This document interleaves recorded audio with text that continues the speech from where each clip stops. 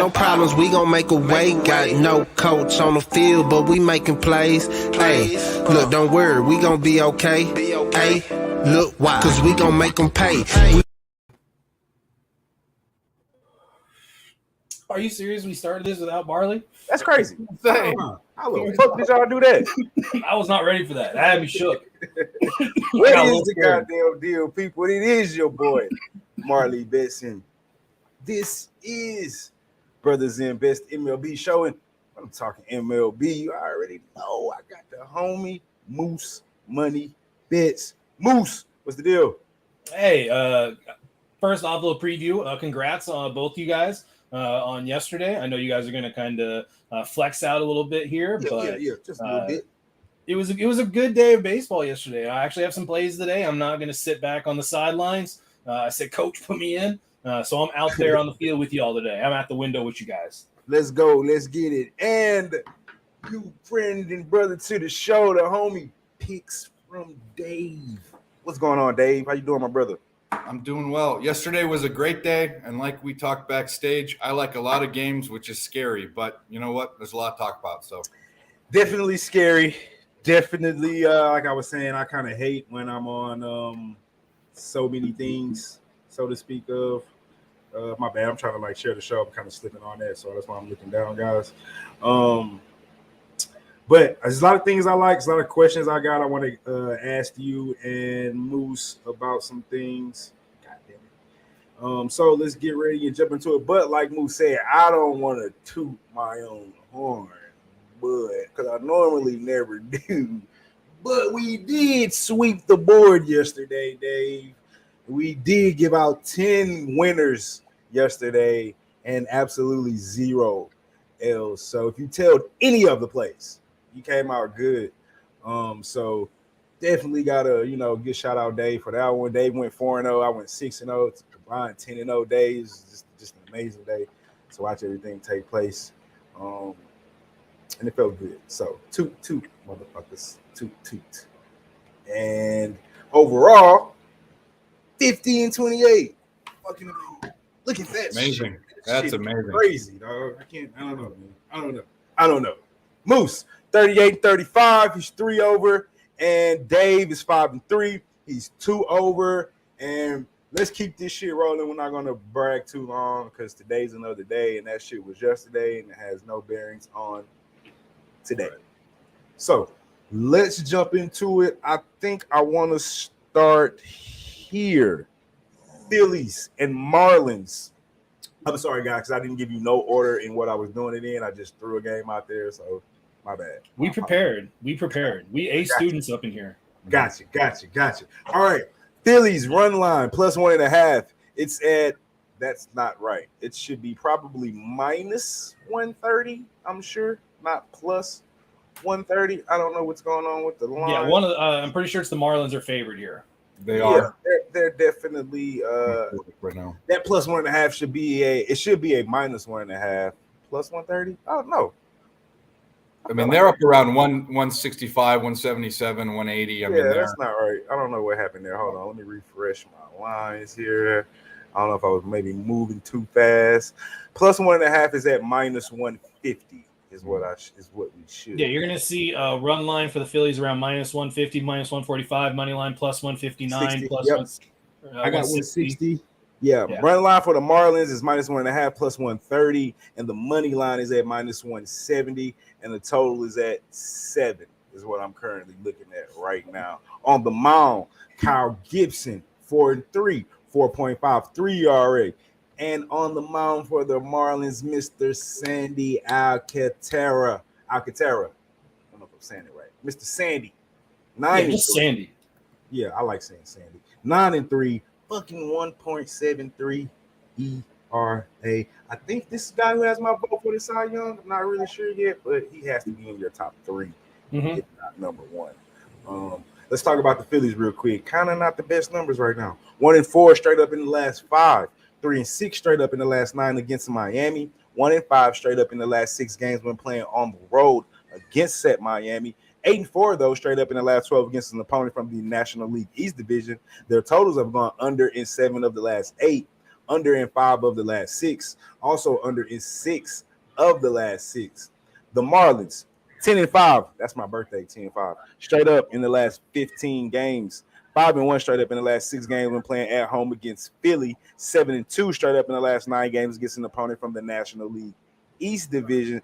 Their totals have gone under in 4 of the last 5 games, under in 5 of the last 7 at home, under in 5 of the last 7 against an opponent from the National League, but over in 4 of the last 6 against Philly.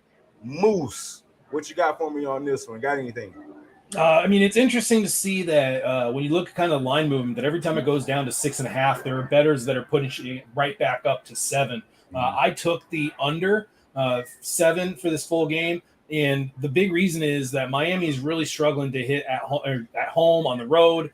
Their OPS is around 580, I think 610 somewhere. It's just really low. Their slugging is under 400. Any opponent that Kyle Gibson has faced has had a slug under 400. He has done exceptionally well against. The only teams that he has not really done well have been teams that had high slugging percentages. The only team that he did not were the Marlins way back beginning of the year. And you can kind of look at that start with a little bit of an asterisk, no spring training. It was just kind of a weird little beginning of the season. But ever since then, when Kyle Gibson has faced a team that has had a low slug, they have done pretty poorly against him. So I'm on the under because the other side is Sandy Alcantara. I don't really think there's much of a need for a breakdown there. Dude's a Cy Young contender. So if you're talking about not scoring a lot of runs and one half of that equation is Sandy Alcantara, then yeah, I'll take the under full game. Bullpens are doing really well. Philly bullpen, 2nd overall in WAR and ERA over the last month or so. So I feel pretty confident in this under 7. Yeah, I that's definitely the way I looked at it. I made a play on it. I took the under as well, and I didn't take it because of everything you just said. I'm not, obviously I didn't dive that deep into the game, but it's out. It's Sandy. It's Sandy. It's Sandy. Yeah. Say less. That's all. It's Sandy. That's why I took it. Dave, what you got for me? The under is definitely a good look. I'm not betting that, but that's the way I'd lean. But for me, I'm taking the Marlins first 5 run line. I got it minus 120. I'm seeing some odds worse and better. And it's not just saying, when there are some pitchers you look at and say, how can I get behind this guy? I'm usually more of a guy that says, how can we bet against this guy? That's more fun to me.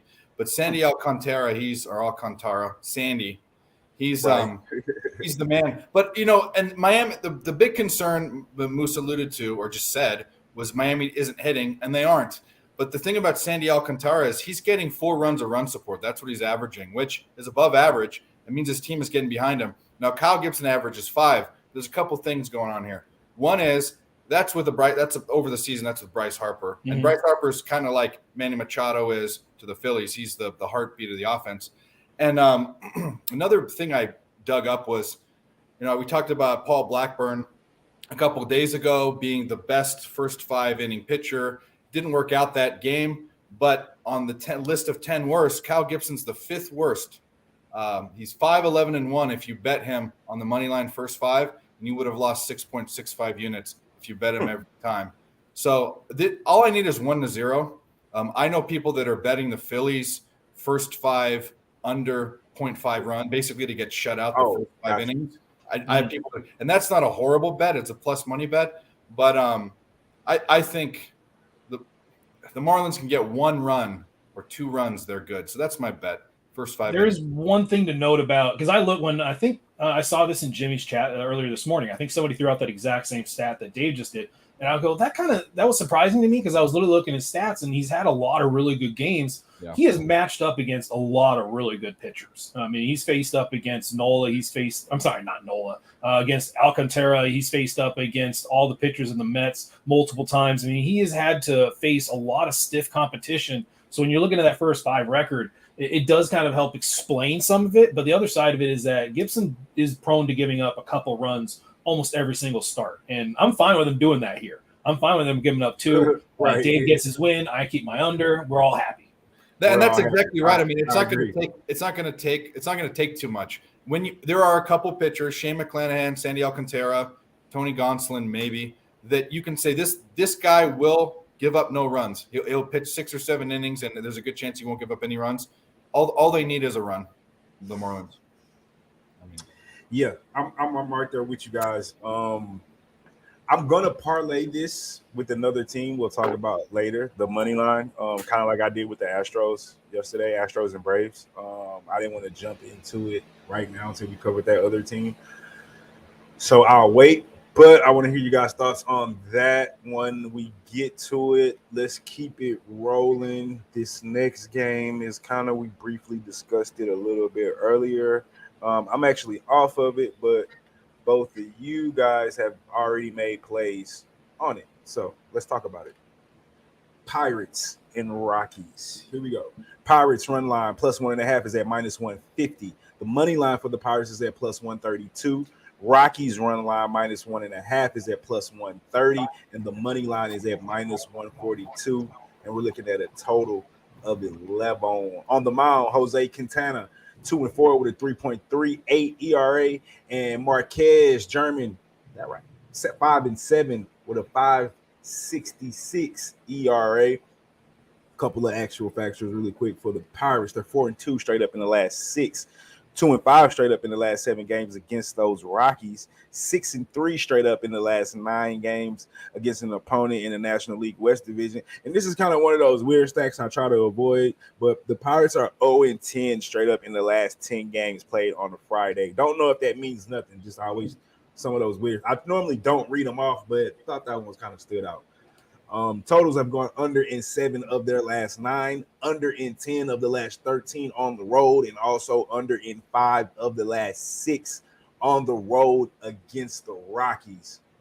Now, the Rockies 4-1 straight up in the last 5, 5-1 straight up in the last 6 at home, 6-2 straight up in the last 8 against an opponent from the National League. Their totals have gone under in 7 of the last 8 against the Pirates, and under in 5 of the last 6 at home against the Pirates. The crazy thing about it, when you say under with this team, though, and at home, we're talking about totals of 11 and 12 and 8. We're not talking like your traditional under, even though X amount of the X amount went under in the last X amount of games. So just something to keep in mind. Dave, we'll start with you on this one. What you got? All right. So whenever you have teams, basically, whenever you have a game at Coors, everyone's thinking the over. That's probably why the Rockies year after year, especially last year, were significantly the best team to bet the under on. And that's because everything's inflated. There's also some inflation when people forget that they're on the road. And, even though the Rockies usually have a good offensive team, the numbers are skewed. There's a couple things I look at here. One is the Rockies at home versus lefties has been the narrative for the whole season. Well, they've really, really slowed down quite a bit. If you're looking at the numbers, the past 2 weeks versus left-handed pitching in general, OPS is 701, slightly below average. Give me 1 second here. Mm-hmm. Yeah, 245 average, 701 OPS, and 81 WRC plus. So they're below average there. If you look at the season, they're way above average. That means that they've really kind of slowed down to a halt. And I need to go back and crunch some math, but I'm pretty sure that the first game of a series in Coors, with the total being 11 or more, I've bet the under, or every time I've bet the under, I don't think I've lost. So there's something to be said. And I spoke with Moose about this about a couple of days ago, if he remembers, but teams that are traveling and who it affects, whether it affects the pitcher or the hitting. The consensus was that it affects the hitting, and the Pirates were on the road and they're coming to Coors, obviously. So I don't think this is going to be a 3-2 game or even a 5-7 game. We're probably going to get 9 or 10 runs, but I'm going to stick with this streak I've been having with the other knowledge that the Rockies aren't hitting left-handed pitching very well, and that the Pirates are traveling, that I'm going under. And by the way, the money's on the over. I understand why. I was leaning over just because it's Coors Field, it's the Rockies. And once I kind of looked at it and I saw the 11, I feel like the 11 is really high. But I didn't look deep into it. And the Pirates don't hit well, in my opinion. I know they've probably been hitting well recently. I think they've been winning. I don't know. Like I said, I haven't really looked at the numbers, but that's what kept me off the under, the Pirates bats at the end of the day. Moose, take it away. I am on the over here, and the big reason why is the play that I go with almost every single time, and it's been the play I've gone with almost all season. So it's something I pay attention to because I usually have money attached to it, and that's Rockies versus lefties at home. The numbers that Dave just talked about, those are versus lefties on the road incorporated into that. If you isolate just their home numbers versus lefties, they're still hitting over 300. And you look at the games that they just had versus the Padres. They really should have gone over in all those games. The only reason the first game didn't go over was because there were a couple outstanding plays by Cronenworth and Mazzara with multiple runners on base that if those get down, those are much different scores. So I really think that it's still a play on. Marquez at home is just really bad this year. I mean, his ERA is over 7 at home, and I don't care what a lot of teams are doing going into Coors. If they're at Coors, there's an automatic offensive boost. You're just in batting practice launching balls. You get natural confidence instilled in you when you go to Coors. So most travel situations are going to be pretty detrimental to offensive hitters. The one spot that you do not want to argue that is Colorado, because you are just going to have natural confidence because of how far that ball is going to travel just in batting practice. And if you have good batting practices going into games, it gives you that confidence. That's why I'm pretty confident the Pirates are going to be a little bit more productive here. And you also look at those bullpens. These two bullpens rank 30th and 25th out of all the 30 major league teams in ERA over the last month. So that's all the things that point me towards the over. I made sure it was 10.5 though, because like Dave said, I don't really want to get an 11 here and get better value. I'd much rather have the 10.5 so an 11 can cash. I am definitely seeing nothing but an 11 right now. It's if 10.5 was there, it's gone now, and the money, and it's minus 115, so it's going.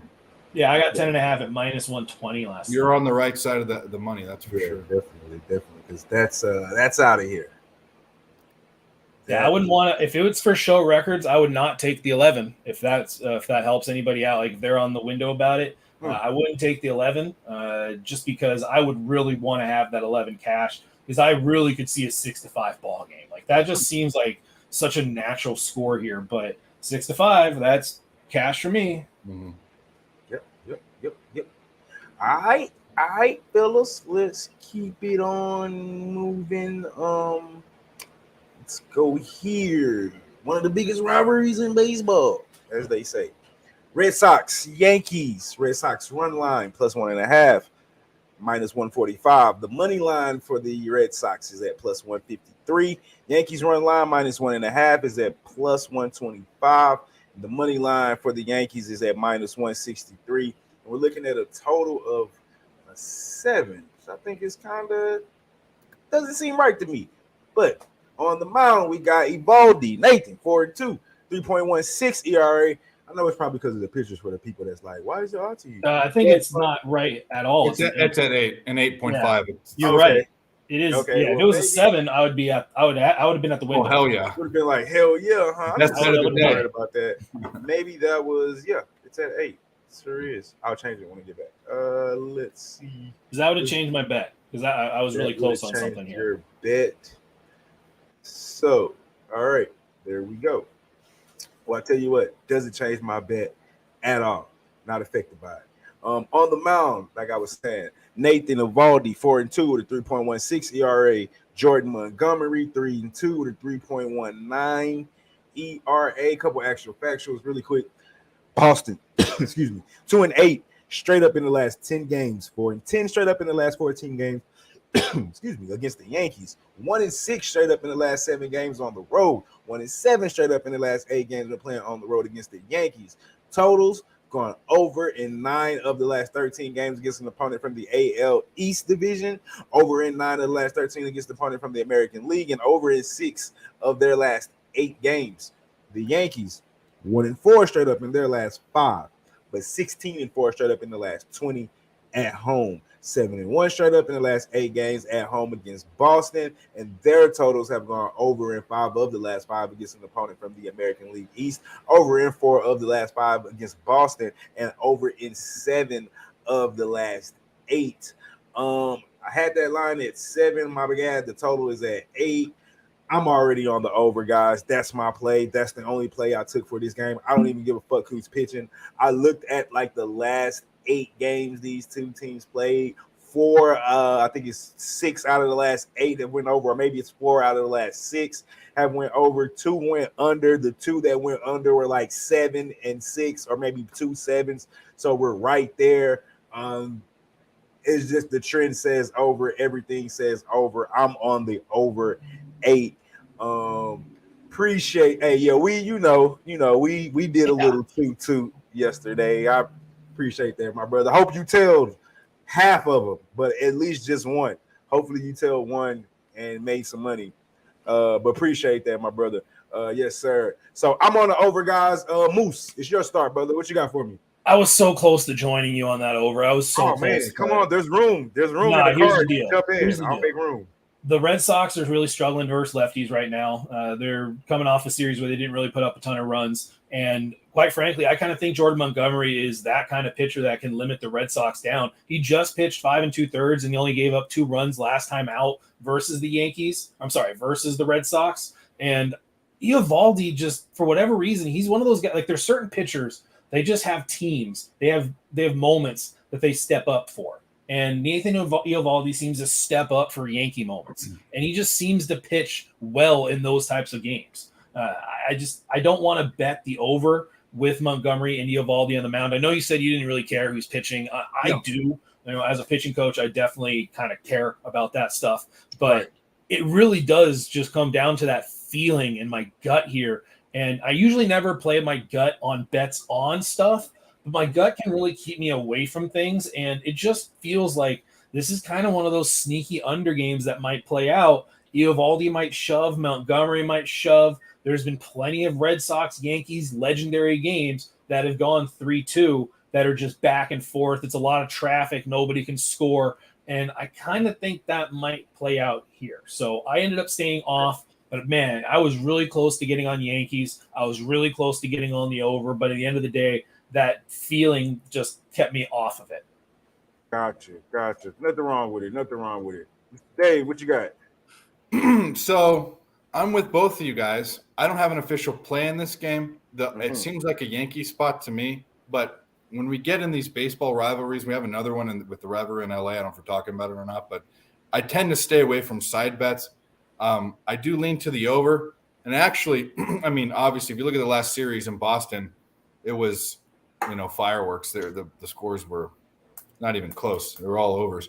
And, Moose said that the Red Sox are hitting left-handed pitching poorly.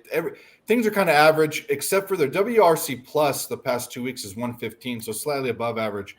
I'm not super confident in it. I think this is an over game. I mean, obviously, the Yankees score 8 runs by themselves.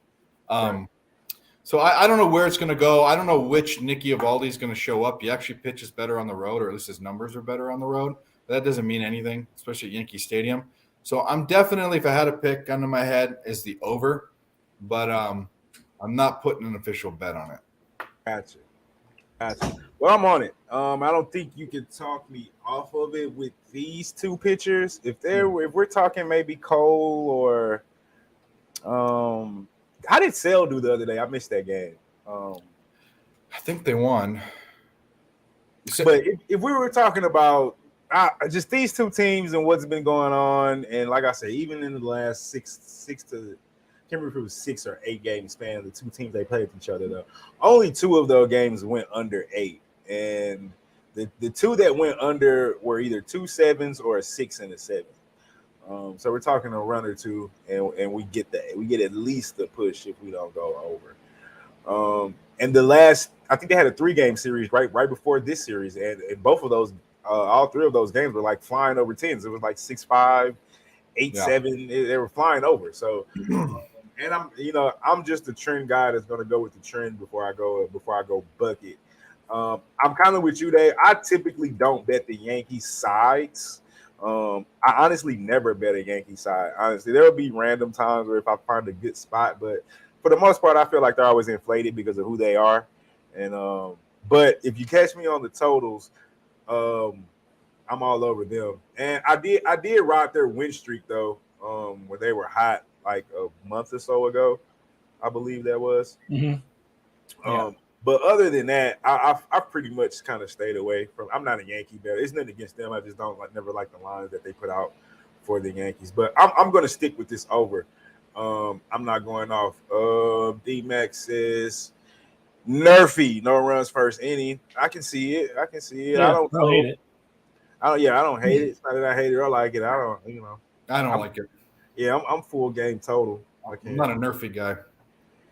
Yeah, I can't say I'm a nerfy guy. And the funny thing about the over is actually pretty obvious to me in this. The problem with these two teams and a couple other teams when they get together, this could either be a slugfest, like who's dick's bigger, or it could be a lockdown pitching match. I mean, they get in weird games, and it's a weird time of year. So I'm like, you could nudge me a little bit and I'll bet this game, but for right now I have so many other choices. I'm staying off it. So I'm with you, Marley.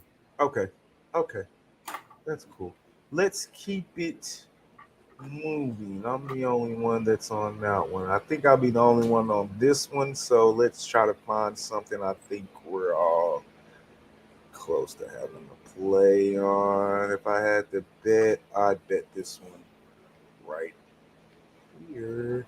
I think two of us at least. Dodgers, Angels. Dodgers, run line. -1.5 is at +105. The money line is at -150. Angels run line +1.5 is at plus. That's not right. I don't know what's going on with the fucking lines. Hold on, I got the lines right here. Give me 2 seconds. Dodgers. Where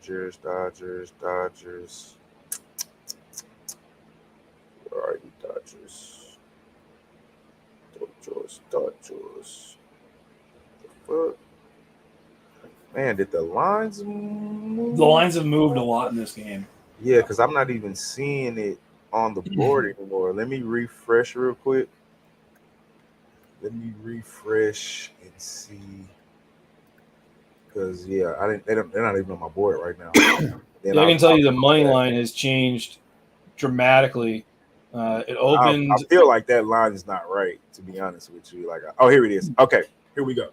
Dodgers run line -1.5 is at -125. The money line is at -190. Angels run line +1.5. That's the +105. The money line for the Angels is at +180, and we're looking at a total of 7.5. On the mound, we got Mr. Kershaw himself, 62, 2.40 ERA, and Patrick Sandoval, 3-4 with a 2.95 ERA. A couple of actual factors real quick. Dodgers, feel like we've been talking about the Dodgers every day.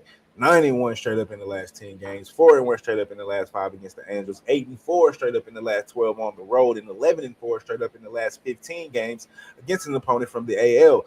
Total's gone over in 5 of their last 6, but under in 4 of the last 5 against an opponent from the AL West.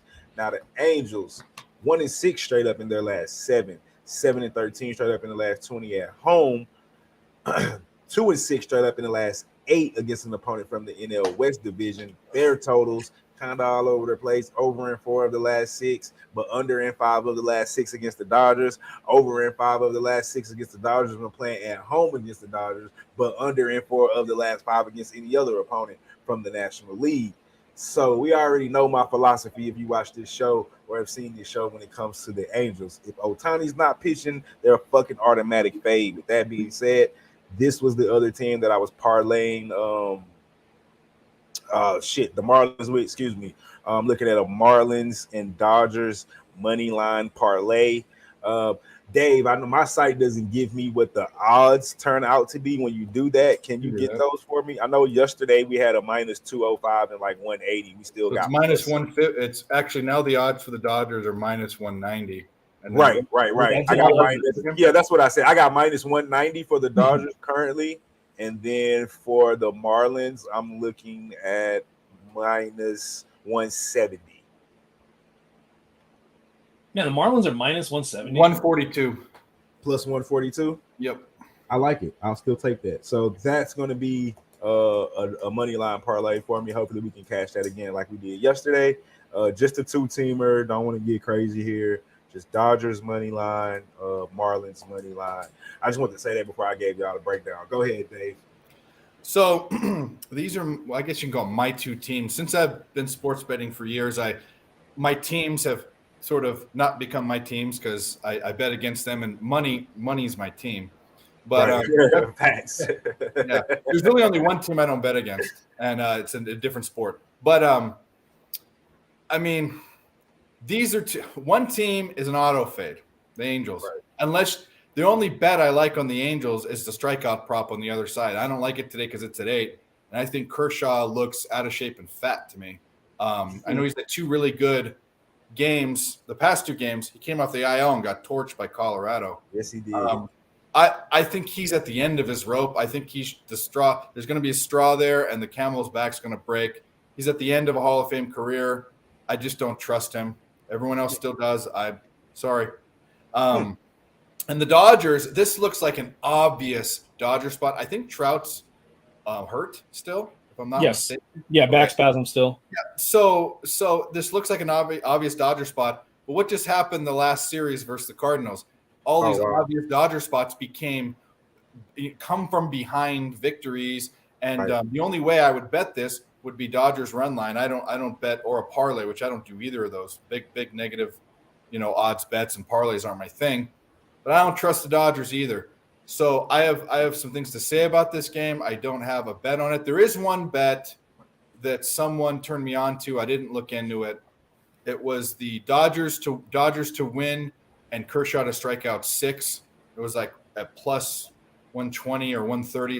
It's not a parlay, but it's not a single bet. It's kind of those in-between bets that FanDuel has. And that interested me a little bit. But I'm not putting money on this game. I just am going to watch and enjoy the game. So, I got you. Dave. Oh shit, Moose. My bad. What do you got? I got one bet, and it's a pretty similar to Marley. It's the first leg of a parlay, a 2-team parlay that I've got, and I would go in some kind of capacity. Have we covered the other team? No, we have not.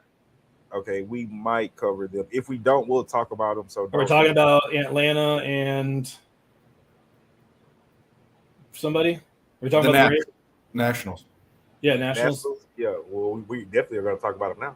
We can talk about them. That's my favorite play of the day. So we're definitely going to talk about that. All right. Well, anyways, this is the first leg, and the second leg is going to be spoiler alert. It's going to be the Braves, but it's a 2-leg parlay, Dodgers and Braves. But I'm also still really looking at a first 5 under 4. There's a lot of money and sharp money that's coming in on Sandoval. With the Dodgers after what we just watched? Well, here's the deal, is that there's a lot of money coming in on Sandoval, expecting him to pitch really well tonight. And if the expectation is Sandoval's going to pitch well tonight, and the other half of that equation is Kershaw versus the Angels, look, I totally get what Dave's saying. It's the kind of the swoon song of his Hall of Fame potential career.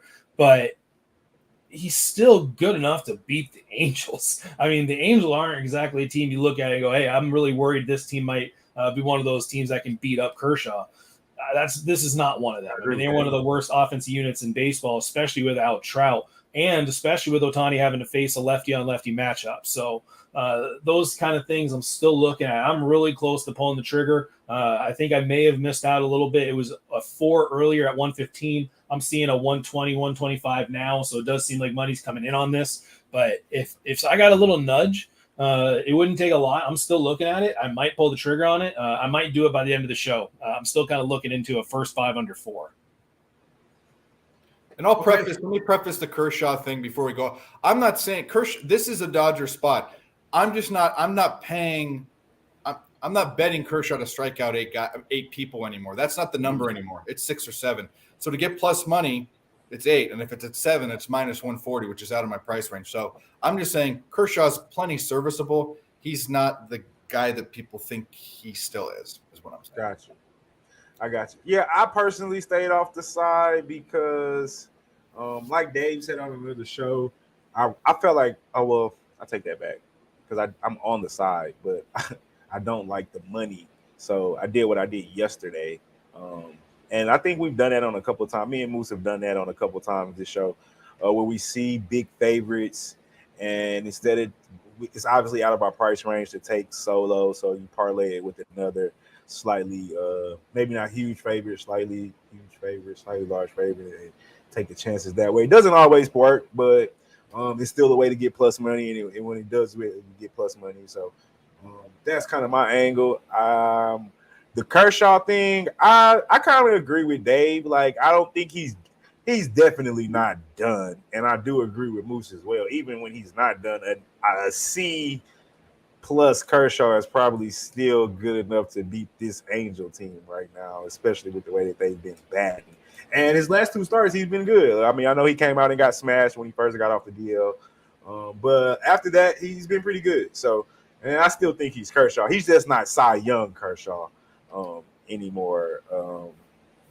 But hey, a B Kershaw is still better than a lot of probably 80% of the major league pitchers right now. So I still take him. Agreed. All right. I think we got like 3 more games counting that Braves game. And I don't think you guys are going to have plays in this game. I'm kind of feeling frisky on these 2 games here. I haven't made plays, but I'm really about to, and I want to get your guys' opinions. So we're going Royals and Blue Jays on this one. Let me bring up what I need to bring up. And Moose, you know we about to talk about my Orioles and my Rays next. So I assume that's another one you probably don't have a play on. But yeah, I don't have on there. I've got one on there. We're going to talk about those guys. All right, so Royals, Blue Jays right now. The run line for the Royals plus 1.5 is at plus 145. Money line is at plus 275. Blue Jays and run line minus 1.5 is at minus 165, and the money line is at minus on 335 with a total of 8. It's a double minus on that. On the mound, we got Mr. Greinke, Zach, 3-5 with a 4.52 ERA, and Alex Manoah, 9-4 with a 2.34 ERA. Couple actual factors really quick. The Royals 5-1 straight up in their last 6, but 2-5 straight up in the last 7 games against Toronto. 2-9 straight up in the last 11 games when playing on the road against Toronto. However, 4-1 straight up in the last 5 against an opponent from the American League. And the totals have gone under in 6 of the last 9 games, under in 11 of the last 16 games on the road. Now let's look at the Blue Jays. They're 3-10 straight up in their last 13 games, but 9-2 straight up in the last 11 playing against the Royals at the crib. 0-5 straight up in the last 5 games against an opponent from the AL. Their totals have gone under in 6 of the last 9, under in 5 of the last 6 against the Royals, but over in 15 of the last 20 home games and over in 14 of the last 15 games against an opponent from the American League Central Division. Moose, what I want to know is, am I crazy for thinking I can get plus money on these Royals with taking the run line right now? I only ask because, one, the Blue Jays ain't been playing good right lately. And I know Alec is up, but he hasn't been pitching good in his last couple of starts. And I also believe that obviously majority of the numbers are going to point to the Blue Jays.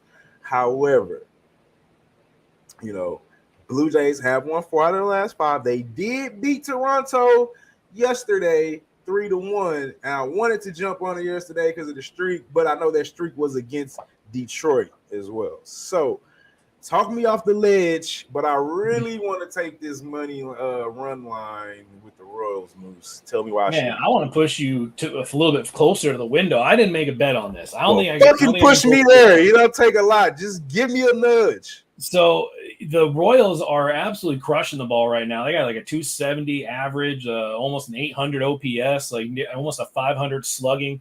Their last couple weeks since the beginning of July. That's what the times line was. And the Blue Jays are not hitting well right now.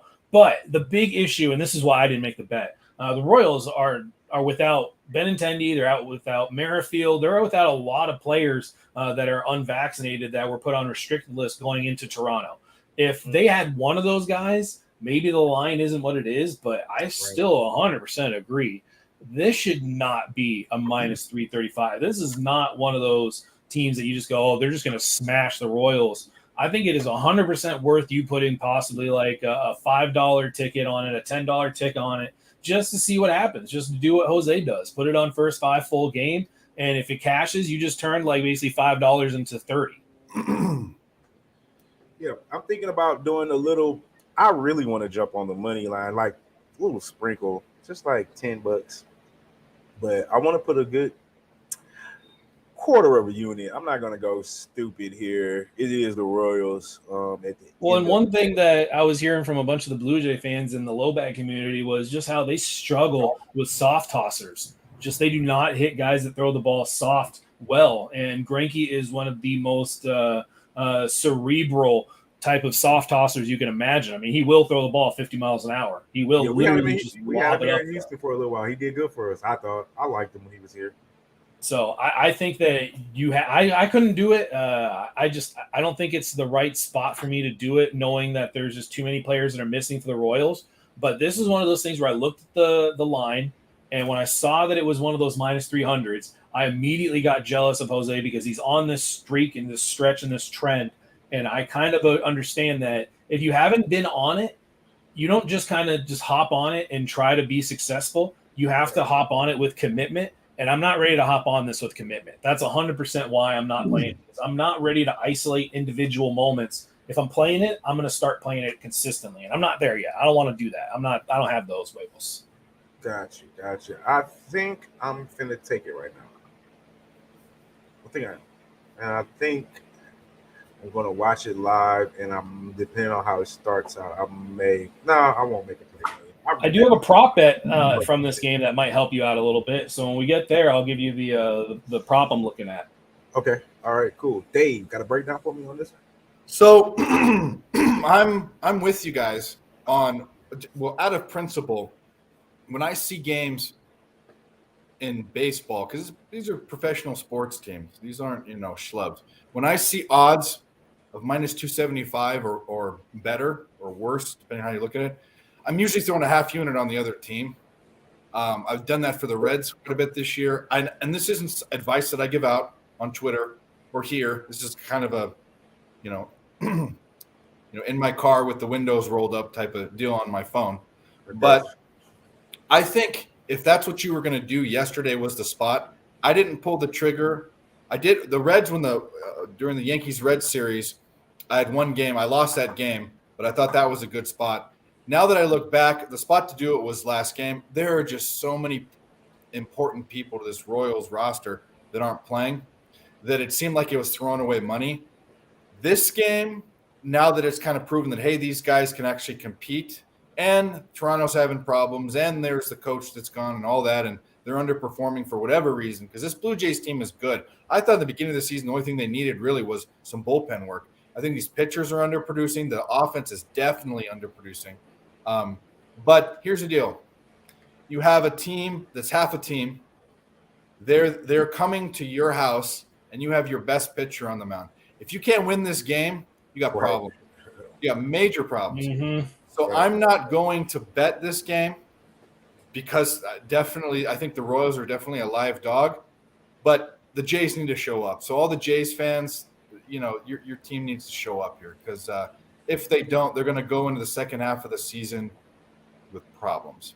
Yeah, and to that point, how you feel about the run line though? Okay, you want to take the money line 275, but you're getting 1.5 and still getting plus money at 145 for the Royals.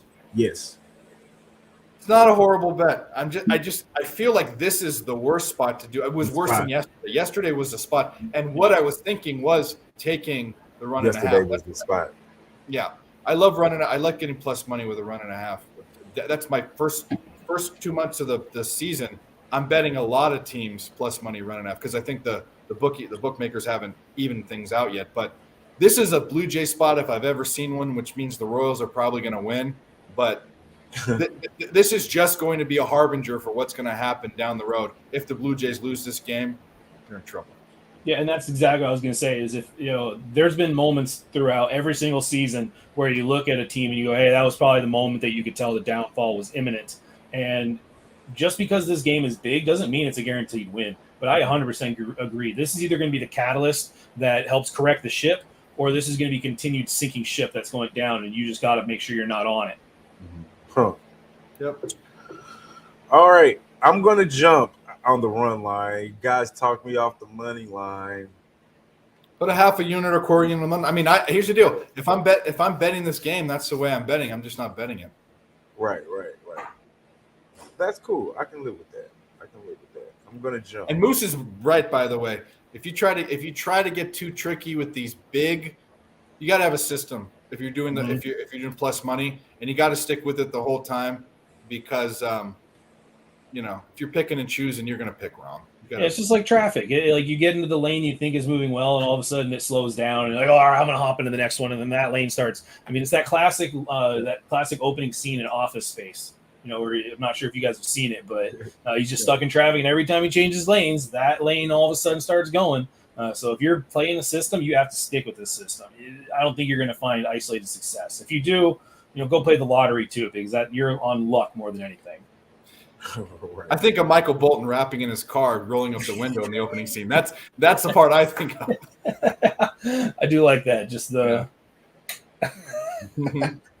his voice lowers, I don't. You seen it, Marley? I feel like these are going. Like I don't think you've seen the movie. No, you'd know it if you saw it. Oh, you have to watch. That's a The must Office? watch. The Office Space is the movie where they rip off the company Space. for there's all these transactions that happen, and they're pennies or micro, parts of pennies, and they rip them off for hundreds of thousands of dollars. And anyway, it's a good movie. Watch it. All right, I'll have to check that out. Office. It's got a young Jennifer Aniston in it. Yeah, that's one of the best parts. I'm a real movie buff, so I'm gonna have to check it out. It's a Mike Judge thing too, so it's like I guarantee you've seen parts. You've seen it, parts of it. It's popular. All right, Moose, that time is here. Let's get on these goddamn Orioles. My boys, Orioles run line -1.5 is at -190. That's not right. God damn it. What the hell is going on here? 2 seconds. Let me get down to the game here.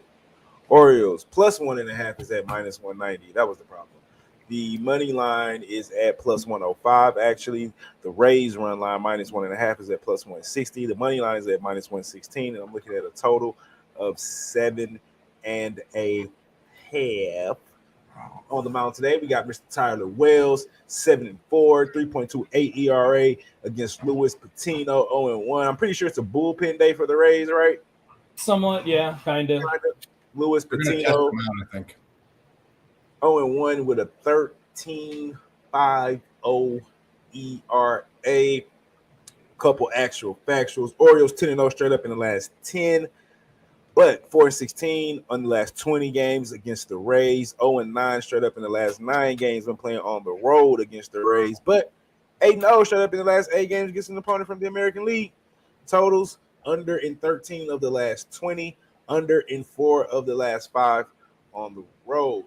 Now, the Rays, 4-1 straight up in their last 5 games. 7-2 straight up in the last 9 games at home. And 9-0 straight up in the last 9 games when playing at home against the Orioles, and the total has gone under in 8 of the last 12 games. We know where I'm at. We know what wave I am riding. It is not based on necessarily who's pitching and what ERA is this and that and the totals and who's batting against what and what they're slugging, and it ain't none of that shit. I'm riding the wave, although I do like Tyler Wells. I've bet on him a couple times this year before they hit their win streak, because I've been betting on the Orioles before they went on this run. I've just spot betted them, mainly when I caught Wells and when I caught Creamer. But with that being said, I like the money line here, especially if I'm going to get a bullpen. I know the Rays bullpen is good and have been good here lately. And we're lights out against the Redsox, who came in that motherfucker hot. Fish grease. But I don't know what that was. That was a dog, my bad. it's a dog. Oh, the dog. All right, it's almost walk time. But I don't know, man. I'm riding the wave. Like I said, I don't bet streaks to end. I ride them until they end. And I'm going to keep riding as long as I'm getting this plus money for sure. So Orioles Moneyline. I do want to ask you, how do you feel about an over? Because I kind of thought it was a bullpen day, even though I know their bullpen's pretty good, but 7.5 seems kind of low. So I haven't jumped on that. I'm asking. Moose, take it away. I actually really like Luis Patino. He was a Padres prospect pretty recently. He's got great stuff. I mean, here's the deal with Coutinho. If he is on, he will be lights out for 3, 4, 5 innings. The issue is that if he struggles, he does not really make that in-game adjustment. At least he hasn't when I've watched him. He hasn't been able to make that in-game adjustment. So if things go off the rails, they go way off the rails. But I would expect him to pitch well here. I do think he's got the stuff. He's got the ability to keep it down. And the fact that it is a bullpen day, they're not going to let him get out there past too much of a problem where they can't come back, because the Rays are not a team that's meant to come back from a multiple run deficit. So if they sense trouble, they'll probably remove it pretty quickly, because like you mentioned already, pretty short leash, not a huge pitch count that they're working with from the get-go. I would extremely caution any Orioles bettor that on the road, their numbers are super pedestrian below average. Their streak has happened at home and versus the Cubs. This is going to be their first real big test, is a divisional opponent at their place. And I kind of think this is a Rays spot. And I think the price is appropriate. I think you're getting the Rays at a good discount because of what the Orioles have done. I think this is a Rays and an under spot. But I didn't bet it because, again, the Orioles are just a little too hot for me, a little too hot to handle. So I just stayed off of it. But I was close to Rays. I was really close to that under full game. Gotcha. Dave, got anything? Yep. So I didn't put this out with my picks last night, but I'm betting it today, and I'm with Marley. I like the Orioles. And here's the deal, which is probably kiss of death because I'm jumping back on the train, but I'm gonna explain my way through it. So I was on the Orioles at home. I thought the same thing Moose did. I didn't think they could go on the road and do what they did. There's a couple of things here. Luis Patino, however you say his name. You're probably saying it right with the tilde. Yeah, Coutinho. I didn't watch him on the Padres. All I know is he's pitched one time this year, and that was back in April. And one thing that's happening, especially this year, which is a good mantra to have, but especially this year, pitchers coming back from whatever aren't doing good. Scherzer did, but look at Kershaw. I mean, even the best pitchers struggle from coming off of that. And I don't know what that is, if that's been sort of the weird cycle of the past couple years or whatever the case may be with COVID and everything. But Tyler Wells is a pitcher that I've liked. He's going. I think the pitching advantage is definitely, at least starting pitching, is the Orioles. And actually, looking at the bullpens the past 2 weeks, the Orioles kind of fit right in the middle of everything, and the Rays are in the bottom third. 4.27 ERA, 278 OBA, 142 WHIP, so slightly below average. I think with all things considered, and the fact that I usually have to take a dog somehow every day, this is my dog of the day. Getting a little bit of plus money. I'll go with the Orioles. Let's go. As a matter of fact, while you were talking, I decided to take the Orioles first 5. It's plus 100. Yeah. I'm not a believer in this Patino guy until he shows me. I don't know what Moose is talking about with the Padres. I didn't watch him. I've never seen him pitch there. I've only seen He's got stuff. He's got electric stuff. He can throw a fastball in the mid to upper 90s. He's got a wipeout slider, breaking ball. He can control his changeup really well. And when he is on, he is absolutely electric. He was the main reason, or he was the main piece in that Tommy Pham deal where the Padres went and got him and gave up Coutinho and Renfroe. So he was one of those guys that the Rays really wanted, and he was a prospect that the Padres really coveted. He was supposed to be a big type pitcher here, and I do think he's going to be a much better pitcher than he's done already, and I wouldn't be surprised if he went 4 shutout innings today.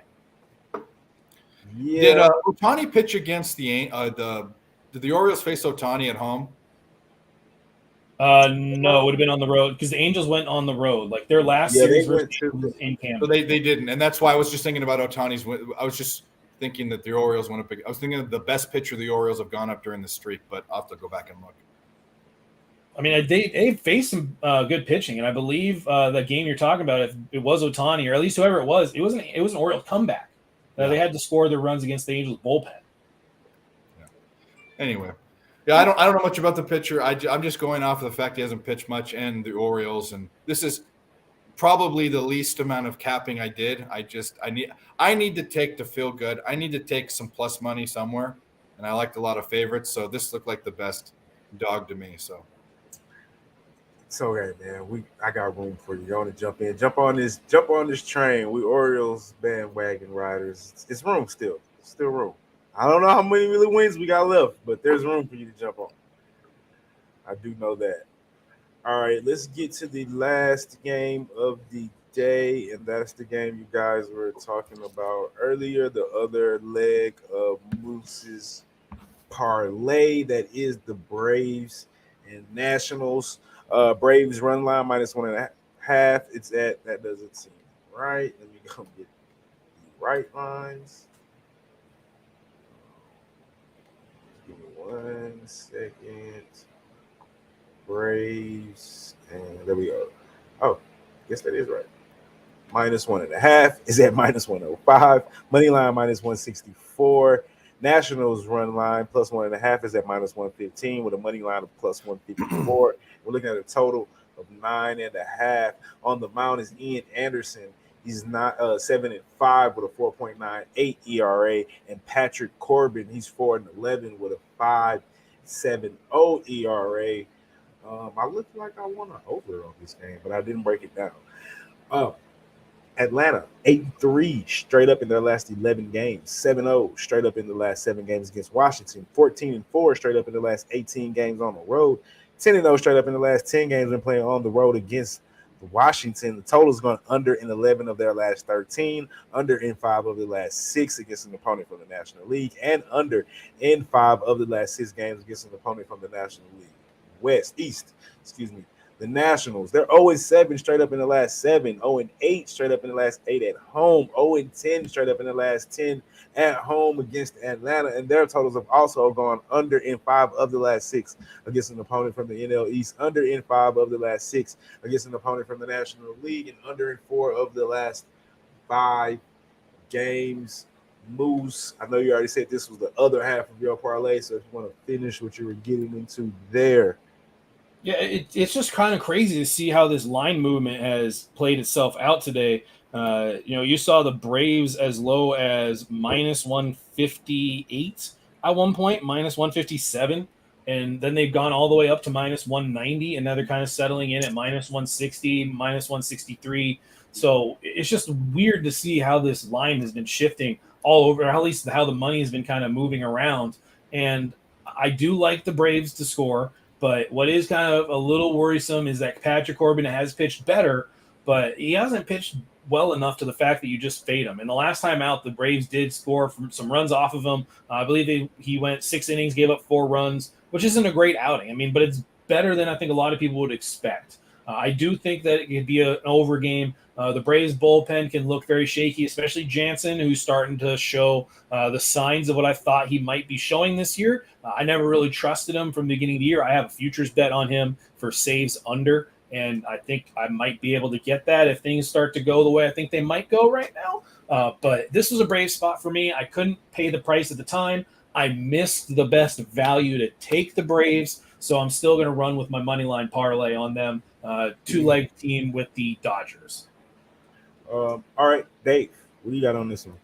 all right, this is my – so I'm on the wrong side of the money and the wrong side of the movement. I don't care. One reason. There is one bet that's been the best bet for me the entire season, and even if I lose this game, I'm still going to bet it to the end because I think he's garbage. Patrick Corbin shouldn't be a major league pitcher. I think he's bad. I guess there are worse pitchers. He just looks so bad, and when he's bad, he's just awful. And he's been my ATM. I mean, I've hit him on total hits props, strikeouts under, first 5 innings. That's where I took it this way. I got -125 on a 3-way bet. I can get way better odds. I bet it again, and I'm probably going to bet it again. So this will be – I don't give out 3-unit plays. I give out my plays, and I just bet them again. So that I mean, the Braves haven't done so well against left-handed pitch. It makes no sense. The Braves haven't done so well against left-handed pitching. The Nats haven't done so well against right-handed pitching. Their offensive numbers are actually pretty equal. But that's probably the Braves, the Nats being the Nats and the Braves underperforming. So if you're going to go off of expectation, the Braves should smash them. And I found a way to bet against Patrick Corbin. The best way was the first 5 innings. So right now the best bet is first 5 run line. That's the best. I think it's a -110 or -115. That's the play. You're just recommending that, or am I putting? That's my play. That's my best bet of the day, and it's just best bet. Gotcha. And it has everything to do with Patrick Corbin, and he's had 2 good games the past 2 games. But look at every other game before that. Is he suddenly going to get better? Is he progressing back to the mean? Maybe. I don't like this guy. So that's gotcha. All right, I got 2 more. We're already at our hour mark, so I'm not going to read off all the actual factuals. If you guys have a play, a quick breakdown really quick. I got a question or 2. Actually, it's only 1 game. Or hold on, it's actually only 1 game. I'm sorry. Do any of you guys have a play here? Mariners and Rangers. I want to go over. Somebody tell me, am I wrong? I'm liking Mariners run line -1.5 +100. Money line is at +108. Rangers run line +1.5 is at -120. The money line is at +141. I'm leaning over. I haven't got to the window. I wanted to ask you guys. I don't want to read off all the things. Like I said, we're kind of getting close to our time. But Dave, do you have anything or a breakdown on this one? Yep, I have a bet, and if you can get it, and even at 8, but I have it at 7.5. I like the over 2. Shit. There are just too many ways to score runs here. I know Robbie Ray's pitching. He's worst on the road, by the way. And I know the Seattle bullpen's been great, but even if Seattle scores most of the runs, I am. Excuse me, I'm sorry. I am getting a 7.5. Yeah, that's what I have too at -120. I already bet it, but it's going to be a bullpen game for the Rangers. And have we forgot the Rangers scoring at home? I mean, they are going against a great pitcher, but I think there's just too many ways. Whether it's the first 5 or hitting the bullpens or whatever the way, there's just too many ways to get 8 runs.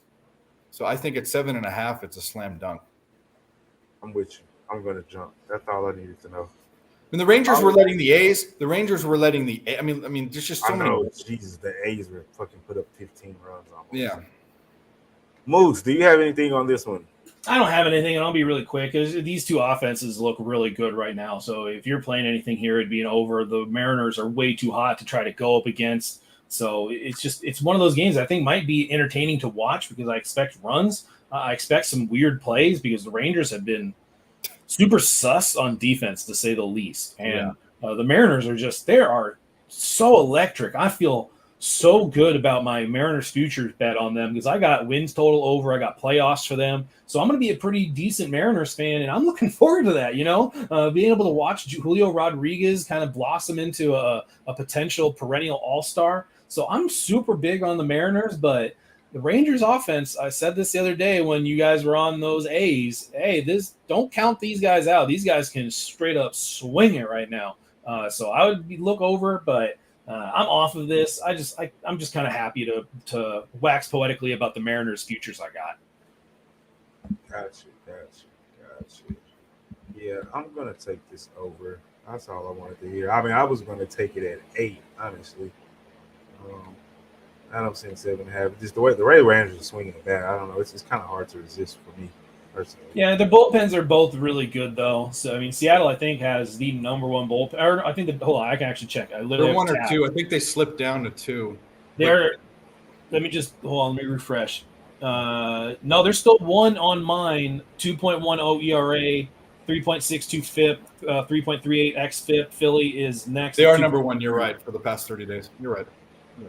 So, and Texas isn't much worse. They are actually quite a bit worse. Never mind. I take that back. 4.25 ERA, 4.89 FIP, 4.47 xFIP. And when you see a lower xFIP when you see a FIP in the 4.8 range, that's pretty indicative that they're really struggling to get runs, to get outs. I'm sorry. They're really struggling to get outs. All right. Well, that's what we got. By the way, one more thing. Texas against lefties the past 2 weeks. Mm-hmm. 910 OPS. What's their average? 277 average, 152 WRC plus. So, Robbie Ray's a great pitch. There's just too many ways to get runs here. This should be 8.5 at least. I think. Yeah, I mean, I actually think it's a better price at 7.5, 8 because Robbie Ray has been so dominant. If you look at his recent outings, I will say this though, I've watched a lot of his outings because I've bet against him. He has been a guy that has taken quite a bit of my money, and he's been able to load bases up, nobody out, and then get out of it. Yeah, that's exactly right. He's been sort of an anomaly this year. It's crazy. I like watching him. He's another pitcher I really like watching. But it's buyer beware, and on the road he's considerably worse too. Yeah, I'm looking at his last starts and I'm shocked because I remember he had bases loaded against the Bluejays game, in the A's game, in the Orioles game, and all of those he gave up 1 or 0 runs, and he would just create traffic in one inning. It's usually always one inning, and then he would just get out of it and then just settle right down. I mean, he does seem to be pitching way better. I do think it'd be a Mariner spot more than anything, but still, I wouldn't really want to bet a side here. Both teams are kind of they're a little too hot with their offenses, and I don't really trust an under. I would play the over more than anything. But Robbie Ray could shut down the Rangers. He could. He does have that kind of stuff right now. Yep, I agree with you. That's why I stayed off the side and I just took the over. So I'm right there with you guys. Quick recap. I'm sorry. Props. Do we have any prop bets you guys want to give out? I do. I don't. Go ahead. I've got Alek Manoah under 5.5 Ks at plus money. I need him to get smacked around today. It's plus 127, and here's the big reason why. The Royals are sending up a bunch of younger hitters right now, and these younger hitters are somehow being told swing early, make contact early.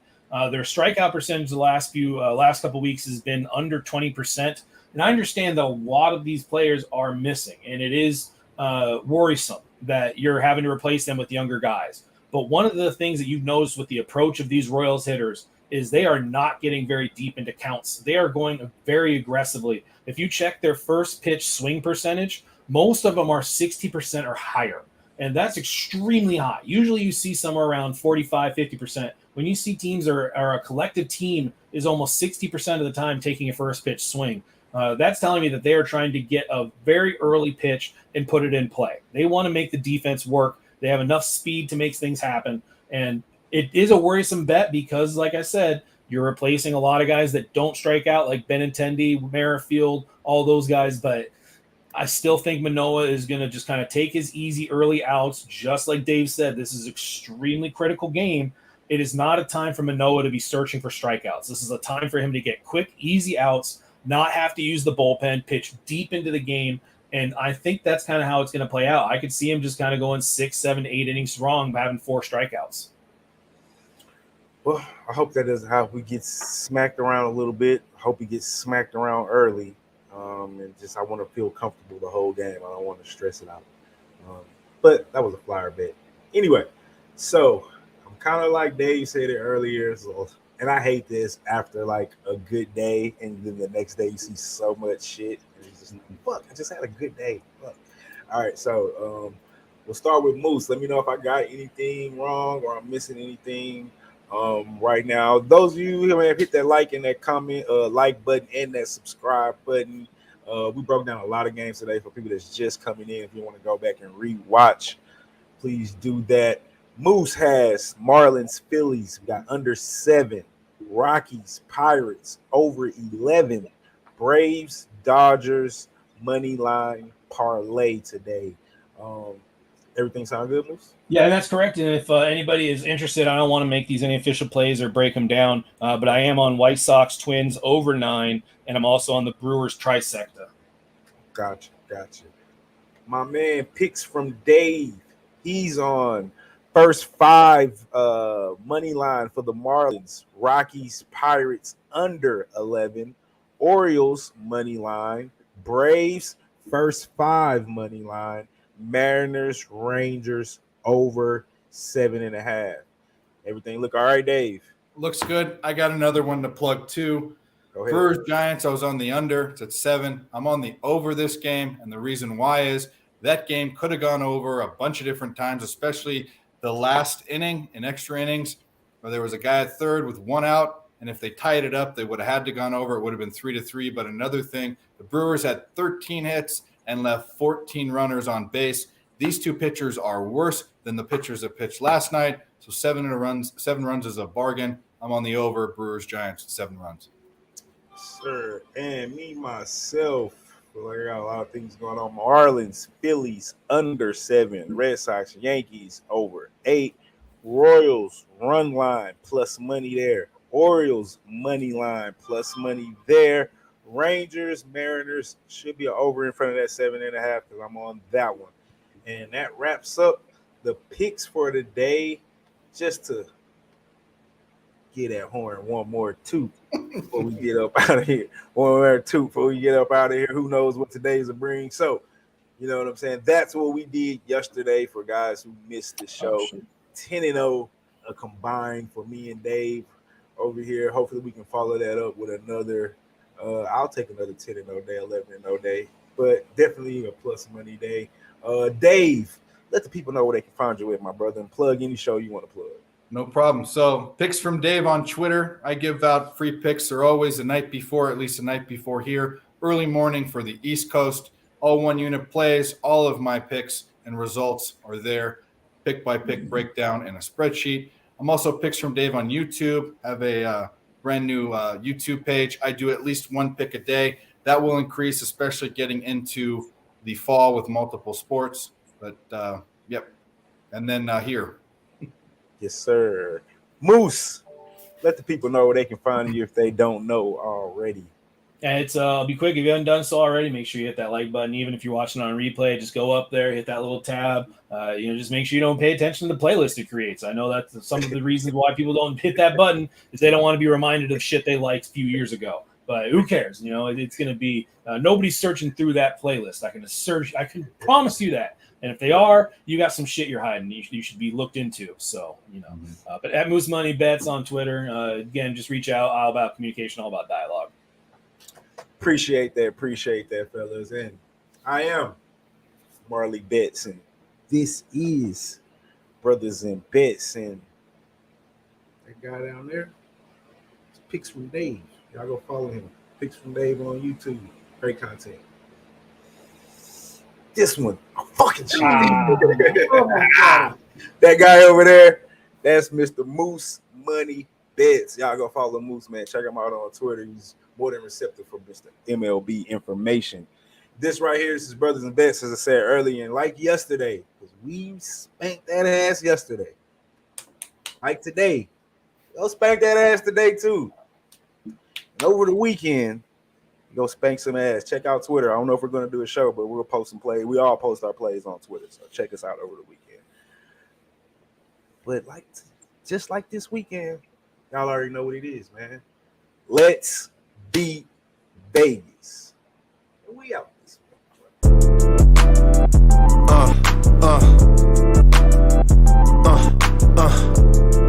Check it out. Look, we from the bottom, ain't no problems, we gon' make a way. Got no coach on the field, but we making